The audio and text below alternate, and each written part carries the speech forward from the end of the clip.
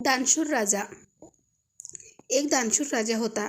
त्याने एक दिवस जाहीर केलं की उद्या माझ्या महालाचा मुख्य दरवाजा उघडला जाईल. त्यानंतर त्याला जी वस्तू हवी असेल त्यानं फक्त त्या वस्तूला हात लावायचा व ती वस्तू घेऊन जावी असे फर्मान काढले.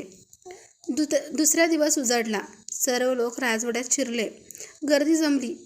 प्रत्येकजण आपल्याला हवी असलेली वस्तू शोधायचा. कोणी सोने घेतले, कोणी पैसे, कोणी घोडा, तर कोणी दुभती जनावरे घेतली. राजा एका कोपऱ्यात थांबून हा सर्व प्रकार पाहत होता. अचानक त्याचं लक्ष एका चिमुकलीवर गेलं. ती गर्दीतून वाट काढत हळूहळू राजाच्या दिशेने येत होती. राजा पाहत असतानाच ती त्याच्याजवळ पोचली आणि तिने आपल्या नाजूक हातांनी राजाला स्पर्श केला. क्षणार्धात राजा तिचा झाला. राजाचं तिचा झाल्यामुळे तिथल्या सर्व वस्तू देखील तिच्या मालकीच्या झाल्या. ज्या पद्धतीने राजाने लोकांना संधी दिली होती त्याच पद्धतीने परमेश्वर आपल्याला प्रत्येकाला रोज संधी देतो, पण त्या लोकांसारखीच आपली चूक होते.